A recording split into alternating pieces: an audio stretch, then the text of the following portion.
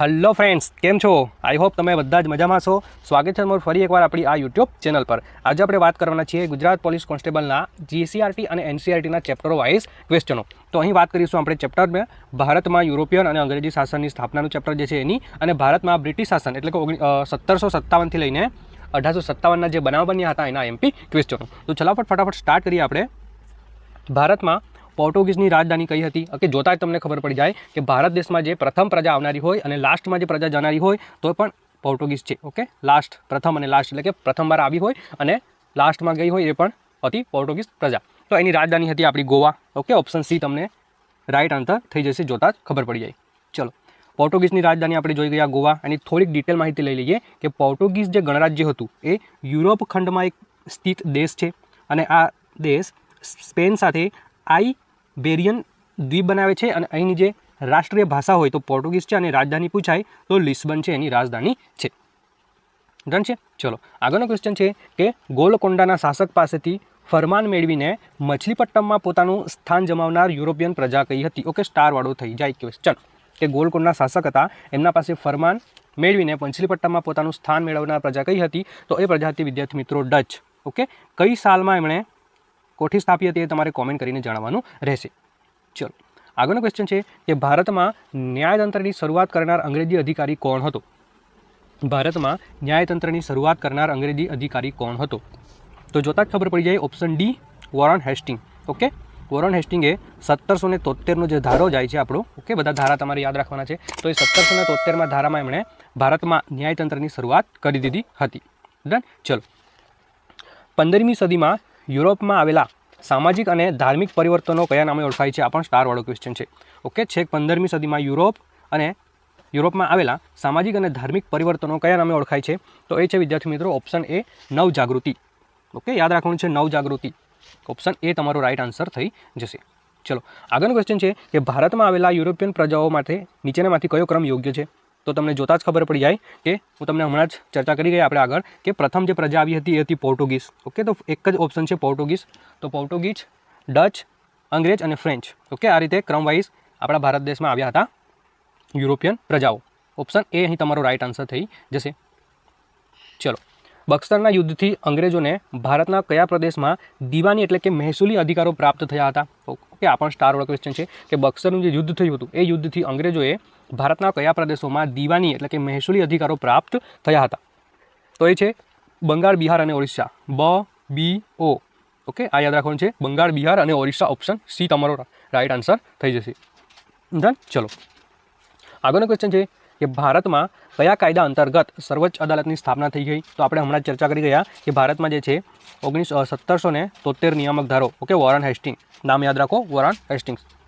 Option B right answer થઈ જશે. Done છે. ચલો, ફોર્ટ વિલિયમ કોલેજની સ્થાપના કયા સ્થળે થઈ હતી? ઓકે, આ ફોર્ટ વિલિયમની સ્થાપના કયા સ્થળે થઈ હતી? તો તમને ખબર છે ફોર્ટ વિલિયમની જે સ્થાપના છે એ થઈ હતી કોલકાતા ખાતે. ઓપ્શન ડી તમારો રાઈટ આન્સર થઈ જશે. ડન. ચલો, ભારતમાં ગળી ઉત્પાદનની કેટલી પ્રથા છે? ઓકે, તો સ્માઇલીવાળો ક્વેશ્ચન છે કે ભારતમાં જે ગળી ઉત્પાદન છે એની કેટલી પ્રથા હતી? તો 2 પ્રથા હતી. ઓપ્શન બી રાઈટ આન્સર થઈ જશે. ચલો, આગળનો ક્વેશ્ચન છે કે ઈસવીસન 1820માં કયા 2 પ્રાંતમાં રૈયતવારી પદ્ધતિ લાગુ કરવામાં આવી હતી? ઓકે, રૈયતવારી પદ્ધતિ લાગુ કરવામાં આવી હતી. તો યાદ રાખો, મુંબઈ અને Madras. Option B right answer થઈ જશે. ઓકે, મુંબઈ અને મદ્રાસમાં રૈયતવારી પદ્ધતિ લાગુ કરવામાં આવી હતી. ક્યારે? તો 1820માં. ચલો, આગળનો ક્વેશ્ચન છે કે ઝારખંડ રાજ્યમાં હજારીબાગ આસપાસ કયા આદિવાસીઓનો સમૂહ રહેતો હતો? ઓકે, સ્ટારવાળો ક્વેશ્ચન થઈ જશે કે હજારીબાગ જે છે એ હજારીબાગની આસપાસ કયા આદિવાસીઓનો સમૂહ રહેતો હતો? તો એ થઈ જશે option C, Santhal. Okay, option C right answer થઈ જશે. સંથાલ નામની જે પ્રજા હતી એ રહેતી હતી. ચલો, આગળનો ક્વેશ્ચન છે કે આદિવાસીઓ કોના નેતૃત્વમાં મુંડા રાજ સ્થાપવાની ઈચ્છા ધરાવતા હતા? ઓકે, તો Birsa Munda. Option D right answer થઈ જશે, જોતા તમને ખબર પડી જાય. ચલો, આ બધા ક્વેશ્ચનો સિમ્પલ છે, એક વાક્યના છે, પણ તમને આવડતા હોવા જોઈએ. ચલો, કાયમી જમાબંધી, પછી રૈયતવારી અને મહાલવારી જમીન પદ્ધતિની શરૂઆત કરનારા કોણ હતા? સ્ટારવાળો ક્વેશ્ચન થઈ જશે. જો આવું આવડે ને, સોરી આવું પૂછાય ને તો તમને આવું આવડતું હોવું જોઈએ. ઓકે, તો તમને જોતા જ ખબર પડી જોવી જોઈએ કે આમાં કયો આન્સર આવે. તો ઓપ્શન બી એટલે કે કાયમી જમાબંધી જે હતી એ કોર્નવાલિસે લાવેલા હતા. રૈયતવારી જે હતી એ થોમસ મુનરો લાવ્યા હતા. અને મહાલવારી એટલે કે મહાલવારી જમીનની પદ્ધતિ હતી એ Holt Mackenzie option B right answer થઈ જશે. ડન છે. ચલો આગળનો જે ક્વેશ્ચન છે કે નીચેના આદિવાસી વિદ્રોહોને કલાના ક્રમમાં ગોઠવો અથવા તો કાળના અનુક્રમ ગોઠવો. કલા નહીં આવે, કાળ એટલે કે સમય અનુસાર ગોઠવો. જે વિદ્રોહ થયા હતા એને સમય અનુસાર ગોઠવવાના થાય છે. તો આ બધા વિદ્રોહ તો તમને યાદ નહીં હોય. ઓકે, આપણે શું ભણીએ છીએ? પ્લાસીનું યુદ્ધ, તરાઈનું યુદ્ધ, ઓકે, આ બધા બક્સરનું યુદ્ધ, આવા બધા ગોખીને બેઠા હોય. પણ આવા યુદ્ધો પૂછાઈ જાય, આવા વિદ્રોહ પૂછાઈ જાય તો તમને ખબર હોવું જોઈએ. તો આમાં રાઇટ આન્સર થઈ જશે ઓપ્શન સી એટલે કે કોલ, સંથાલ, બશીર અને વારલી. ઓકે, આવા વિદ્રોહ થયા હતા, એને આપણે સમય અનુસાર ગોઠવી દીધું એટલે કે ઓપ્શન સી તમારો રાઇટ આન્સર થઈ જશે. ડન. ચલો આગળનો ક્વેશ્ચન છે કે ઉલ ગુલાલનો અર્થ શું થાય છે? ઉલ ગુલાલનો અર્થ શું થાય છે? તો ઉલ ગુલાલનો અર્થ પણ થશે મિત્રો મહાન વિદ્રોહો. ઓપ્શન બી રાઇટ આન્સર થઈ જશે. ચાલો આગળનો ક્વેશ્ચન છે કે ગડીના રમણખડો કયા વર્ષે થયા હતા? ગડીનો જે વેપાર હતો એમાં રમણખડો કયા વર્ષે થયા હતા? ઓકે, ગડીની જે પ્રથા છે એ બે પ્રકારની પ્રથા છે અથવા તો ગડીને બનાવવાની પદ્ધતિ જે છે બે પ્રકારની છે. તો ગડીના રમણખડો કયા વર્ષે થયા હતા? તો 1959 અને 60. ઓપ્શન એ રાઇટ આન્સર થઈ જશે. 1959 યાદ રાખવાનું છે, પૂછાઈ જાય ને 60.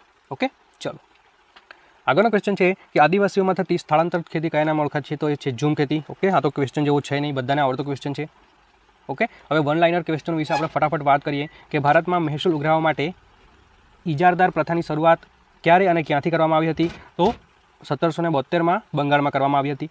ભારતમાં કાયમી જમાબંધી નામની મહેસૂલ પદ્ધતિ કોણે અને ક્યારે મૂકી હતી? તો કાયમી ક પરથી આવે કોર્નવાલિસ. ક્યારે? તો 1793માં. રૈયતવારી હમણાં ચર્ચા કરી કે રૈયતવારી જે પદ્ધતિ હતી એ થોમસ મુનરોએ સ્થાપી હતી અને ક્યારે? તો 1820માં. ઓકે, ચલો આગળનો જે વન લાઇનર ક્વેશ્ચન છે કે ભારતમાં મહાલવારી પદ્ધતિની શરૂઆત કોણે અને ક્યારે કરી? તો મહાલવારી આવે એટલે હોલ્ટ મેકેન્ઝી 1822માં. ગળી ઉત્પાદન કઈ બે પ્રથા હતી? તો નીજ અને રૈયતી. ઓકે, આ યાદ રાખવાનું છે, સ્ટાર વાળું છે. ભારતમાં ગળીની ઉત્પાદનની બે પ્રથા હતી, તે પ્રથાનું નામ છે નીજ અને રૈયતી. ડન છે. ચલો ભારતમાં ગળી ઉત્પાદન ઇંગ્લેન્ડની બજારોમાં શાનો ઉપયોગમાં લેવામાં આવતી હતી? તો સુતરાઉ કાપડને રંગવા માટે. આવું બધું પણ ખબર હોવું જોઈએ. ચલો જનજાતીય લોકો દ્વારા ચામડાના રંગકામ માટે કયા ફૂલનો ઉપયોગ કરવામાં આવતો હતો? તો કુસુંબી અને પલાશ. ઓકે, આમાં જોડકા સ્વરૂપે પૂછાઈ જાય કે ગળીનો ઉપયોગ આ રીતે તમને આપ્યો હોય, અહીં ગળીનો ઉપયોગ, પછી નીચે આપ્યો હોય કે ફૂલનો ઉપયોગ, પછી તમને ઓપ્શન આપેલા હોય. ઓકે, કે કુસુંબી અને પલાશ, પછી સુતરાઉ કાપડની જગ્યાએ સુતરાઉ કાપડ, પછી રીતે તમને જોડકા આપેલા હોય. તો આવું તમને ખબર હોય તો તમે આ રીતે જોડકા સ્વરૂપે જોડીને એનો આન્સર લાવી શકો. બરાબર છે. ચલો આદિવાસી સમૂહો કયા બે પ્રકારની ખેતી સાથે સંકળાયેલા છે? તો એક તો સ્થળાંતરીય ખેતી એટલે ઝૂમ ખેતી અને બીજી સ્થાયી ખેતી જે એક જ જગ્યાએ થાય, અને સ્થળાંતરીય એટલે કે ભાઈ અલગ અલગ જગ્યાએ લોકો કરી શકે.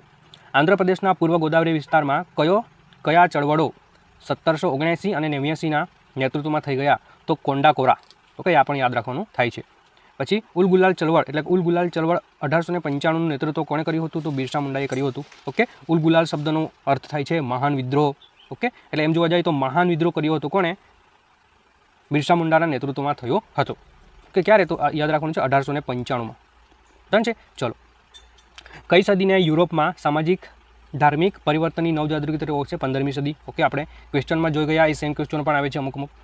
ડન. ચલો કયા સમયગાળા દરમિયાન તુર્કીઓએ કોન્સ્ટેન્ટિનોપલ જીતી લીધું હતું? ઓકે, કોન્સ્ટેન્ટિનોપલ જીતી લીધું હતું. ઈસવીસન 1453ની આસપાસ જીતી લીધું હતું. ભારતમાં આવનાર જળમાર્ગ શોધ કરનાર કોણ હતા? તે કયા દેશના વતની હતા? તો વાસ્કો દી ગામા, બધાને ખબર છે. ઓકે, પોર્ટુગલ હતો, એટલે કે પોર્ટુગલ પ્રજા સૌપ્રથમ આવી હતી ઇન્ડિયામાં અને લાસ્ટમાં જનાર પણ પોર્ટુગીઝ પ્રજા હતી.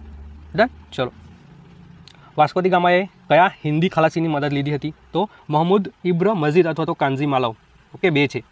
ઓકે, અને આપેલું છે એટલે બે છે કે મોહમ્મદ ઇબ્ન મજીદ અને કાંઝી માલવના મદદથી વાસ્કો દી ગામા આપણા ભારતમાં કાલિકટ બંદરે આવી પહોંચ્યો હતો. ચલો વાસ્કો દી ગામા 1498માં ભારતના કયા બંદરે ઉતર્યો? તો કાલિકટ બંદરે. અને ત્યાંના રાજા કોણ હતા? તો જામોરીન. ઓકે, આ ક્વેશ્ચન જે પૂછાઈ ગયો છે આ પણ તમને આવડતું હોવું જોઈએ. કયા વિદેશી પ્રજા સાગરના સ્વામી તરીકે ઓળખતી હતી? તો પોર્ટુગીઝને. ઓકે, કઈ વિદેશી પ્રજા સાગરના સ્વામી તરીકે ઓળખાતી હતી? તો પોર્ટુગીઝ નામની જે પ્રજા હતી એ સાગરના સ્વામી તરીકે ઓળખાતી હતી. પોર્ટુગીઝે કયા વર્ષે ગોવાને પોતાની રાજધાની બનાવી? તો 1530માં. યાદ રાખો. ઓકે, 1530માં રાજધાની બનાવી હતી. ઓકે, આ વન લાઇનરમાં કોઈ દિવસે પૂછાય એવા ક્વેશ્ચનો નથી, પણ તમને જોડકા સ્વરૂપે પૂછાઈ જાય તો તમને આવડતા હોવા જોઈએ. ચલો ઇંગ્લેન્ડમાં બ્રિટિશ ઈસ્ટ ઇન્ડિયા કંપનીની સ્થાપના ક્યારે થઈ? તો 1600માં થઈ હતી, બધાને ખબર છે. અંગ્રેજોનું સૌપ્રથમ વહાણ ભારતના કયા બંદરે અને ક્યારે પહોંચ્યું હતું? તો 1618માં સુરત પહોંચ્યું હતું. અંગ્રેજોનું જે સૌપ્રથમ વહાણ હતું એ 1608માં સુરત ખાતે પહોંચ્યું હતું. ઓકે, એનું નામ તમારે યાદ રાખવાનું છે, red dragon. Okay, red dragon નામનું જે હતું એ જહાજનું નામ હતું. એના ખલાસીનું નામ તમારે કોમેન્ટ કરવાનું છે. ઓકે, એનો કપ્તાન, એનો જહાજનો કપ્તાન કોણ હતો? ચલો, અંગ્રેજો સાથે સંઘર્ષ પછી ફ્રેન્ચો માટે છેવટે કયા વેપારી મથકો રહ્યા હતા? તો માહે, ચંદ્રનગર, પોંડિચેરી, યમન અને કેરળ અથવા તો કેરેકલ. ડન. ચલો, ફ્રેન્ચ ઈસ્ટ ઇન્ડિયા કંપની એ ભારતમાં સૌપ્રથમ કયા સ્થળે પોતાની કોઠી સ્થાપી? તો સુરતમાં. સિમ્પલ છે. ભારતમાં ફ્રેન્ચ ઈસ્ટ ઇન્ડિયા કંપનીએ કયા સ્થળે પોતાનું મુખ્ય મથક સ્થાપ્યું હતું? તો મછલીપટ્ટમમાં. ઓકે, સૌપ્રથમ પોતાની કોઠી સ્થાપી હોય તો એ તો સુરત હતું, અને કયા સ્થળે પોતાનું મુખ્ય મથક? તો મછલીપટ્ટમમાં. ડન. ચલો, અંતે પોર્ટુગીઝે સત્તા ક્યાં ક્યાં ક્ષેત્રે મર્યાદિત રહી હતી? તો દીવ, દમણ અને ગોવા. અંતે. ઓકે, એટલે અંતે એટલે સામ્રાજ્ય બધું અંગ્રેજો પણ જતા રહ્યા, અને લાસ્ટમાં જે અંત હતો એ અંતમાં પોર્ટુગીઝ લાસ્ટમાં ગયા હતા, ખબર છે આપણને. તો અંતે કયા કયા ક્ષેત્રમાં એમની મર્યાદા રહી હતી? તો દીવ, દમણ અને ગોવામાં. ચલો, અંગ્રેજો અને મરાઠાઓ વચ્ચે ક્યારે અને કેટલા એંગ્લો મરાઠા યુદ્ધ થયા હતા? ઓકે, તો 3 જેટલા એંગ્લો મરાઠા યુદ્ધ થયા હતા. ઓકે, પ્રથમ જે થયું હતું 1775 થી 82, દ્વિતીય 1803 થી 15 અને તૃતીય હતું તે 1817 થી 1819. પ્રથમ એંગ્લો મરાઠા યુદ્ધ 1795 થી 82 પછી કઈ સંધિ કરવામાં આવી? આ સંધિ ખાસ યાદ રાખો. પ્રથમ આ સાલબાઈની સંધિ, પ્રથમ એટલે કે પ્રથમ એંગ્લો યુદ્ધ થયું હતું, એમાં સાલબાઈની સંધિ યાદ રાખવાની. પછી કયા યુદ્ધ પછી અંગ્રેજો દ્વારા સંપૂર્ણ ભારત પર બ્રિટિશ સત્તાની સ્થાપના થઈ ગઈ? તો તૃતીય એંગ્લો મરાઠા યુદ્ધ. ઓકે, તૃતીય એટલે કે ત્રીજું મરાઠા યુદ્ધ જે થયું એના પછી અંગ્રેજો દ્વારા સંપૂર્ણ ભારત પર બ્રિટિશ સત્તાની સ્થાપના થઈ ગઈ 1817 થી 1819. ડન. ચલો, કયા ધારા દ્વારા અંગ્રેજોએ ભારતમાં ગવર્નર જનરલની નિમણૂક કરવામાં આવી? તો નિયામક ધારો 1773. આમાં ગવર્નર જનરલ પર આવ્યા હતા. પછી આપણા ભારત દેશ માટે ન્યાયાલયની સ્થાપના પણ કરી હતી. કોણે? તો વોરન હેસ્ટિંગે. ઓકે, ખબર જ હોવી જોઈએ તમને. ચલો, ભારતમાં સદની સેવાઓની શરૂઆત કોણે કરી? તો ગવર્નર જનરલ કોર્નવાલિસ. ઓકે, કોર્નવાલિસ એટલે કાયમી જમાબંધી પણ યાદ રાખવાની તમારી જોડે. ઓકે, ક પરથી. ડન. ચલો, કોણે ભારતીય સદની સેવામાં બ્રિટનથી આવતા અધિકારીઓ માટે એક તાલીમ સંસ્થા તરીકે કોલકાતામાં ફોર્ટ વિલિયમની સ્થાપનાની શરૂઆત કરી હતી? તો એ પણ કોણ હતું? તો લોર્ડ વેલેસ્લી હતું. ઓકે, તો ફોર્ટ વિલિયમની સ્થાપના કોણે કરી હતી એવું પૂછાય તો લોર્ડ વેલેસ્લી. ચલો, આગળના ક્વેશ્ચન છે કે કોણે સહાયકારીની યોજના ભારતમાં દાખલ કરી? ઓકે, સહાયકારીની યોજના ભારતમાં કોણે દાખલ કરી? તો લોર્ડ વેલેસ્લી. ઓકે, ચલો, સહકારી સૈન્ય યોજના સ્વીકારનાર રાજ્યોના નામ જણાવો. સહકારી સૈન્ય યોજના સ્વીકારનાર રાજ્યોના નામ જણાવો. તો નિઝામ, મૈસૂર, અવધ, ગાયકવાડ, સિંધિયા, પછી ભોસલે અને હોલકર. આ બધા જે હતા એમણે સહકારી સૈન્ય યોજના સ્વીકારી હતી. ડન છે. ચલો, સહકારી યોજનાનો સૌપ્રથમ કોણે સ્વીકારી? તો નિઝામે સ્વીકારી હતી. ખાલસા નીતિ ભારતમાં સૌપ્રથમ દાખલ કરનાર ડેલહાઉસી હતો. સિમ્પલ છે, આ તો ઘણી વખતથી પૂછાતો હતો ક્વેશ્ચન છે. ભારતમાં બ્રિટિશ પોલીસ તંત્રની શરૂઆત કોના દ્વારા કરવામાં આવી હતી? તો ગવર્નર જનરલ કોર્નવાલિસ દ્વારા. ઓકે, બ્રિટિશ પોલીસ તંત્રની શરૂઆત કોર્નવાલિસે કરી હતી. ઓકે, આ બધા જે ગવર્નર છે, ઓકે, ગવર્નરના અમુક એવા આઈએમપી ક્વેશ્ચનો છે, બધા તમને આવડતા હોવા જોઈએ. ચલો, ભારતમાં ન્યાયતંત્રની શરૂઆત કોના દ્વારા કરવામાં આવી હતી? Warren Hastings. 1773મો ધારો.